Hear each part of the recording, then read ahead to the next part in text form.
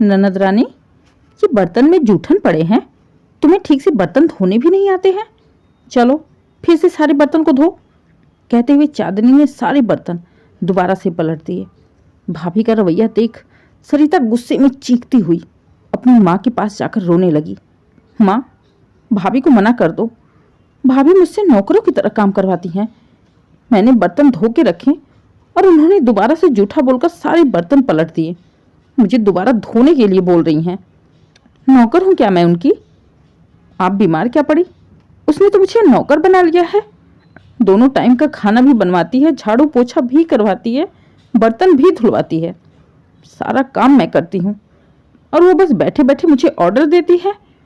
आपको तो दिखता नहीं है ना, आप तो बीमार बन के अपने कमरे में बैठी हो ना। मेरा जीना मुश्किल कर दिया उसने। ना कहीं आने जाने देती है, ना घूमने देती है, ना दोस्तों के साथ बातें करने देती है। शासन चला रही मेरे ऊपर। माँ, तुम जल्दी से ठीक हो जाओ, मुझसे बर्दाश्त नहीं हो रहा ये सब। बेटी की बात सुन गुस्से में कांपने लगती हैं बिमला जी। चिल्लाते हुए बहू को बुलाती हैं और कहती हैं, बहू, तुम्हें शर्म नहीं आती? छोटी ननद से इतना नौकरों की तरह दिन रात काम करवाते हुए। तुम्हें मैंने यहाँ पर बुलाया था अपनी बीमारी में घर संभालने के लिए, और तुमने तो बेचारी मेरी बच्ची को नौकरानी बना के रख दिया। घर की बहू तुम हो, जिम्मेदारी तुम्हारी है, और काम सारा मेरी बच्ची से करवा रही हो। इसीलिए बुलाया था क्या तुम्हें, ताकि तुम महारानी बनकर मेरी बेटी के ऊपर राज कर सको? माँ जी, 10 दिन में तो आपकी बेटी मुझे इतना राज करा देगी जितना मैं जिंदगी में कभी की ही नहीं होंगी। ऐसा कौन सा पहाड़ काम कर दिया आपकी बेटी ने जो नौकरानी बन गई? मामूली सा तो घर का काम है ना, झाड़ू पोछा, बर्तन, कपड़े, खाना, ये तो हर लड़की को करना पड़ता है। अगर इतने में ही दिक्कत है तो नौकरानी रख लो। मैं आपकी नौकर हूँ जो मुझे यहाँ पर घर संभालने के लिए बुलाया है।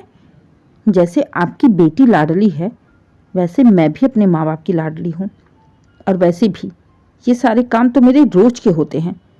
फिर तो आप कहती हो कि कोई काम ही नहीं रहता है, और जब वही सारा काम बेटी कर रही है तो आपको काम दिखाई दे रहा है। खबरदार बहू, अगर अब एक शब्द और भी बोला तो जबान खींचकर हाथ में दे दूंगी। शर्म नहीं आती? साल में तुम कभी 10-5 दिन के लिए आती हो, उसमें भी कलेश। जाने नसीब फूट गए, जाने कौन सी घड़ी में मैंने अपने बेटे की शादी तुम्हारे साथ करवा दी। बस करो बिमला, बहुत बोल लिया तुमने। तभी पीछे से बिमला जी की बात सुनकर उनके पति रमेश जी गुस्से में चिल्ला पड़ते हैं। बिमला, तुम्हारे नसीब फूटे नहीं, बल्कि तुम खुद अपनी और अपनी बेटी के नसीब फोड़ने पर तुली हुई हो।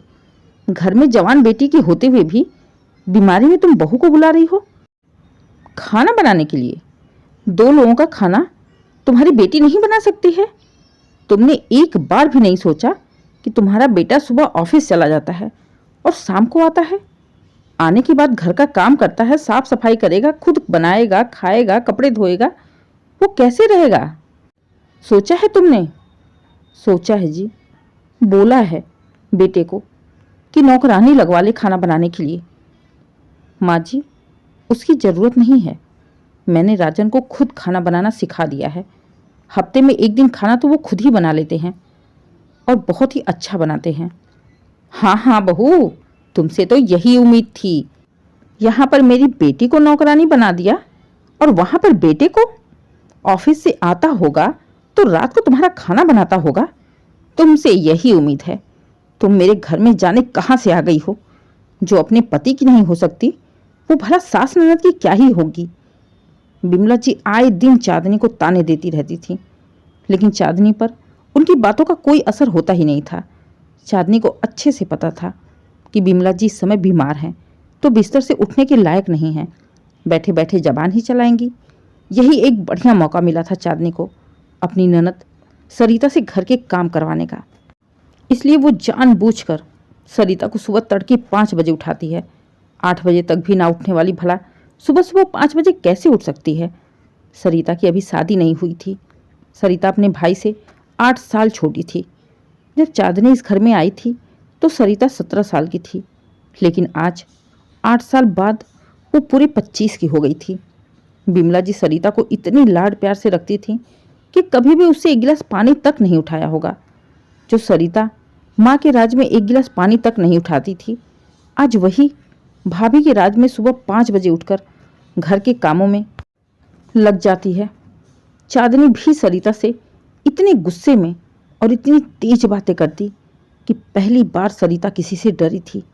सरिता को पता था कि इस समय माँ उसके साथ नहीं है, पापा भी भाभी का ही साथ देंगे, इसलिए मजबूरी में उसे चांदनी की हर बात माननी पड़ती थी, जिसके चलते सुबह 5 बजे से वो घर के सारे कामों में लग जाती थी।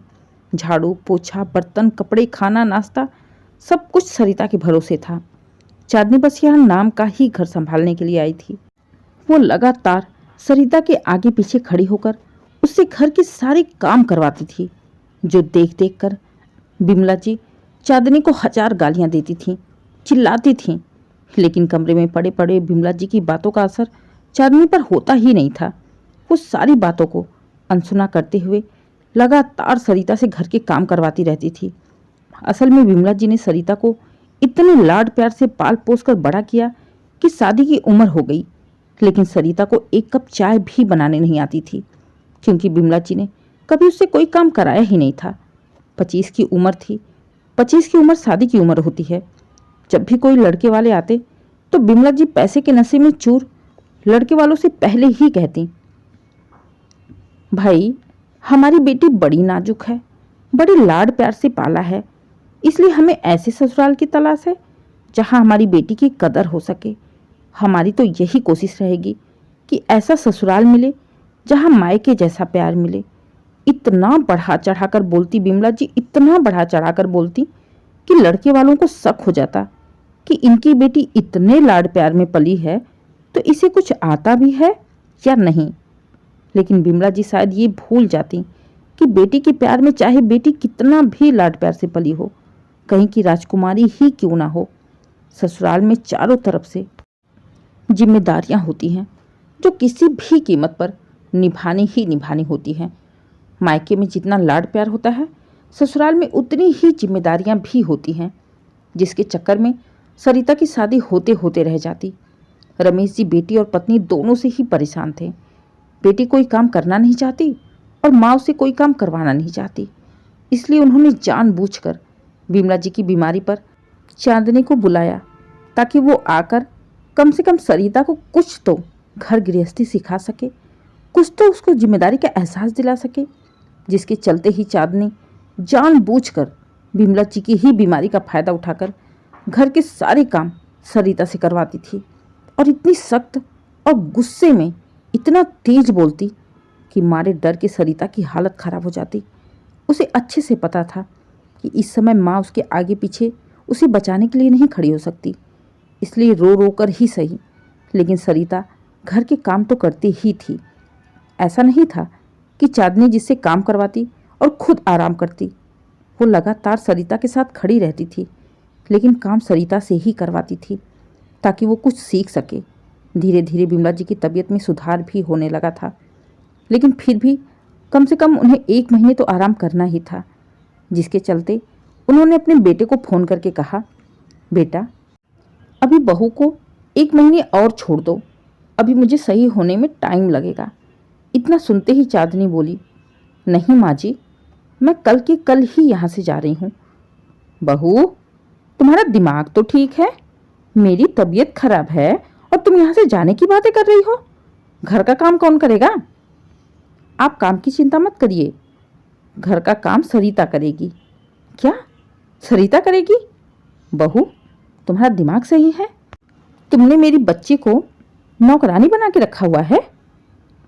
इतनी सी उम्र में तुमने उसे नौकरानी बना के रख दिया? तुम्हारे अंदर इंसानियत है कि नहीं? नहीं माँ जी, बिल्कुल मेरे अंदर इंसानियत नहीं है। 24 साल की थी मैं जब इस घर में आई थी, और आपने पूरे घर की जिम्मेदारी मेरे ऊपर डाल दी थी। खुद हाथ जोड़कर बैठ गई थी। उस समय आपकी इंसानियत नहीं दिखी। आज आपकी बेटी 25 साल की हो गई है, 2 लोगों का खाना पानी बनाने में उसकी हालत खराब हो रही है, आप मुझे इंसानियत दिखा रही हैं? माँ जी, कल को कहीं शादी होकर जाएगी, वहाँ पर ये लाड प्यार दुलार नहीं मिलेगा। वहाँ पर भी आपकी ही तरह उसकी भी सास उससे काम करवाएंगी, उससे काम ढूंढेंगी, उसके काम में 1000 कमियां निकालेंगी, लेकिन इसे तो कुछ आता ही नहीं है। और फिर जब घर में कलेश होगा तो फ़ोन करके रोएगी कि सास खराब है, ननद खराब है, ससुराल खराब है, और आप सबसे ढिंढोरा पीटोगी कि मेरी बेटी को दुख है, उसका ससुराल खराब है, उसकी सास ननद खराब है। खुद की बेटी को देखा है आपने? शादी की उम्र हो गई है, 25-26 साल की लड़की होकर ढंग का कोई काम नहीं आता है। क्या सिखाकर भेजेंगी दूसरे के घर आप? जिस घर में ऐसी लड़की जाएगी वो घर, वो सास ननद क्या करेंगी? कमी तो बेटी में नहीं देखेंगी ना। बेटी के मामले में सास ननद खराब है और बहू के मामले में बहू खराब है। पहली बार चांदनी की तीखी बातें सीधी बिमला जी के दिल पर लगी थी। पहली बार वो सोचने के लिए मजबूर भी हो गई थी, लेकिन फिर भी बेटी का प्यार उन्हें कुछ ज़्यादा सोचने ही नहीं देता। बहू जो भी हो, मैं नहीं जानती। जब तक मैं पूरी तरह से ठीक नहीं हो जाती तुम नहीं जाओगी। बस मैंने साफ साफ अपना फैसला सुना दिया। सारी बातों को अनसुना करते हुए बिमला जी ने अपना फैसला सुना दिया। तभी पीछे से ही बोल पड़े रमेश जी, बहू बिल्कुल जाएगी बिमला, और कल ही जाएगी। इतना समझाने के बाद भी तुम्हारी अकल खुल नहीं रही है। समझ में नहीं आता बीमारी तुम्हारे शरीर में है या दिमाग में। तुम्हारा लाड प्यार बेटी का भविष्य बर्बाद कर देगा। लाड प्यार करो, हर चीज़ की सीमा होती है, लेकिन इसका मतलब ये नहीं कि उसे अनाड़ी बना के रखो। दूसरे के घर जाएगी, कौन सी जिम्मेदारी संभालेगी? जो उम्मीद तुम अपनी बहू से कर रही हो वही उम्मीद तो तुम्हारी बेटी की सास भी करेगी ना तुम्हारी बेटी से। क्या सिखाया तुमने अपनी बेटी को? बहू के इतना समझाने पर भी तुम्हारा दिमाग नहीं खुल रहा है? क्यों उसकी जिंदगी बर्बाद करने पर तुली हो? बहू कल की कल ही जाएगी। और रही बात यहाँ के खाने पीने की और काम की, तो आज तक जैसे बहू ने सरिता से कराया है काम, सरिता वैसे ही करेगी। और अब मैं करवाऊंगा उसे, क्योंकि तुम्हारे चक्कर में तो मैंने देख लिया। तुम्हारा यही लाड प्यार रहा तो कल को किसी के घर शादी करके जाएगी और 2 महीने बाद ही तुम उसे बुलाकर मायके बैठा लोगी। समाज से यही कहती फिरोगी कि ससुराल वाले खराब हैं। पूरी जिंदगी बेटी को मायके बिठाकर रखोगी। तुम्हारा भरोसा नहीं है, लेकिन मैं अपनी इज्जत के साथ इतना खिलवाड़ नहीं कर सकता। इसलिए बेहतर होगा कि तुम खुद अपनी बेटी से घर के काम करवाओ, सिखाओ उसे। जब रमेश जी इतना खुलकर बोले तो बेटी के भविष्य के बारे में सोच बिमला जी डर जाती हैं। वो जिंदगी भर बेटी को शादी के बाद मायके रखने के नाम से सिहर जाती हैं। अगले दिन जब चांदनी वापस जाने लगी तो बिमला जी ने चांदनी को अपने पास बुलाकर कहा, बहू, मैंने पूरी रात बहुत सोचा। शायद तुम्हारे ससुर जी की बात सही है। एक काम करो, मुझसे तो नहीं हो पाएगा, लेकिन हाँ, जैसे ही मैं थोड़ी सही हो जाऊंगी वैसे ही मैं सरिता को तुम्हारे पास भेज दूंगी। 1-2 महीने के लिए तुम मेरी बेटी को पूरी तरह से घर के कामों में, किचन के कामों में परफेक्ट बना देना। इसके बाद उसकी शादी किसी अच्छे घर में करेंगे। रातों रात सास का बदला हुआ रूप देखकर मुस्कुरा पड़ती है चांदनी। चलो, कम से कम इतना माथा पच्ची करने के बाद दिमाग तो खुला कि लड़की चाहे कितनी भी पढ़ी लिखी हो, कितने भी अमीर घर की हो, कितना भी दान दहेज लेकर आई हो, घर के काम तो उसे करने ही पड़ते हैं।